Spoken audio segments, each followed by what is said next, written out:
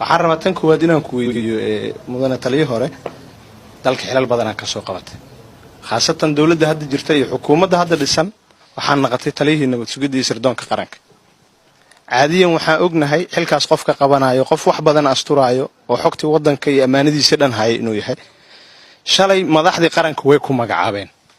waxa laga hadlayay toobiga qabiil waaye waxa ahayd qabiil oo hawiya tahay hawiye qola ka sii tahay qoladaas dad badan oo saaxiiba oo kula mid ah oo siyaasadda kugu la jira way jiraan madaxda qaranka ku dooratay aday u arkeen inaad taliye nabad sugidda noqoto waa ku qanacday waa ka ajiibtay waa shaqaynaysay haddii ay dhacday in xilki laga qaaday shalay lagu dhiibay meeshan percentage-ka fadhiyo waa dhalinyaro waxa laga yaabaa inta badan fursadoodii ay ku soo bandhigi lahayn wixii ay barteen dalka ugu qaban lahayn inay sahil adigi waxa kamid ah dad aan matasho laftigooda inay joogaan ma la dhihi karaa fursadii shalay ay haysatay markii ay waysay inaan maanta dawladii aan mucaarado ay tahay kaliya in ay ahayd garoonkaas wax dantaada ugu shaqaynayso tan labaad aan rabay inaan ku weydiiyo in waxa soo jeedisay qabiilka la isku wareejiyo qori isu dhiib laga dhigo dawladda marba qabiil loo dhiibo qabiila jooga dabcan qabiilana way soo joogeen tii hore kamid ahayd hawiye ahayd maxaa markaas u soo jeedi weysay fikradan oo dadka u baraarujin weysay in wareegta laga dhigo oo markay ay dhameystaan qolooyinka kala la siiyo tan kale qabiil hadii uu fiican yahay magaalada wax ku soo baratay London maayarka qofka ka ah uma dhalan Ingiriis dhalada ma aha dadka uu xukumana waa dadkii magaaladaas u dhashay ma la dhihi karaa hadii aad dantaadii ama xilkaaga shakhsiga ahay weysay dawladii inaad qabiil iyo maxaan ku iraahdaa inay waxba yahay ay tahay aan noo sheegayso dan miyaa u aragtaa waxaan ka warqabnaa wareysigaaga ugu dambeeyay xisbiga ka tirsantahay UPD beejkiisa sida lagu qoray inaysan kula qabin arrinka qabiilka ah sheegtay siyaasadda mustaqbalka ka leedahay doorashada dhacaysa xisbiya lagu dooranaya ma ka fikirtay mustaqbalkaaga siyaasadeed hay bismillaahir rahmaanir rahiim horta aniga xilka waxa laga qaaday 28 October 2017 ilaa hadda anigoo siyaasad iyo qabyaalad iyo wax ka laabtay ay arag horta waa idin sheego waa idin darto odaya igala dardaarmi dardaarikan fulinahay duqi dardaarkiisa meel uga baxa male moqto labo aqliga ma waafaqsan dardaarkiisa fiir waa waafaqsan ma waafaqsan war dadkan isku mahal yaqaaneen waa nimo wareersan inuu u hadal dambi ma waa hadlo dadkan have no problem banooni siyaasadana to be honest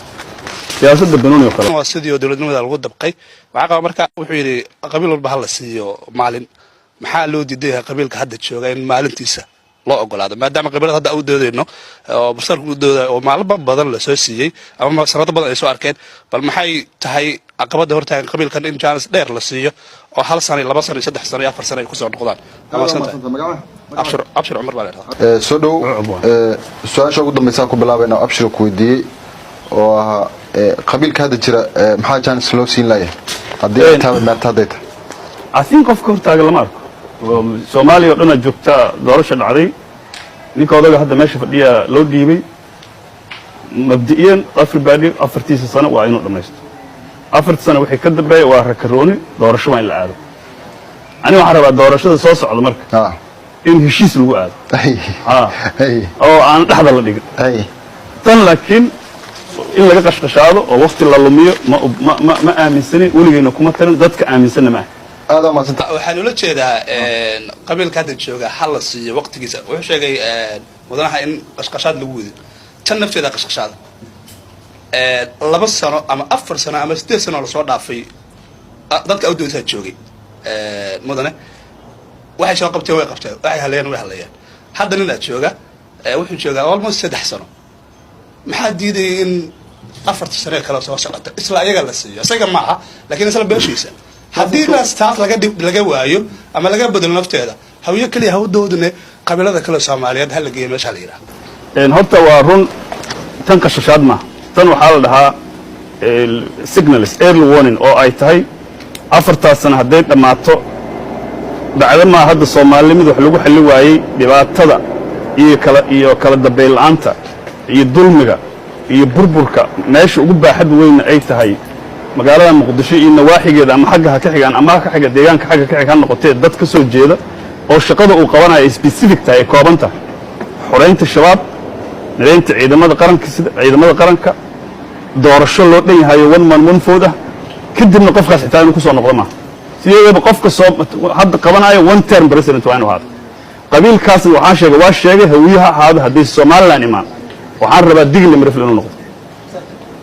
waa official waxaan rabaa in ba laga dhigo wixii hadda ka dambeeya rotational qabiil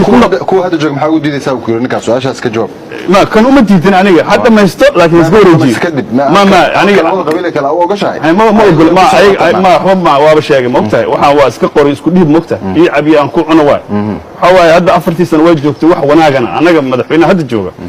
وداني من نقص قال يسمع يوم مدايق إنه سيف يعني أنا من وداني يدين هذا وأنا معان باشي وأنا معنا باشي سيد أنا قلتها سيكولتها بقى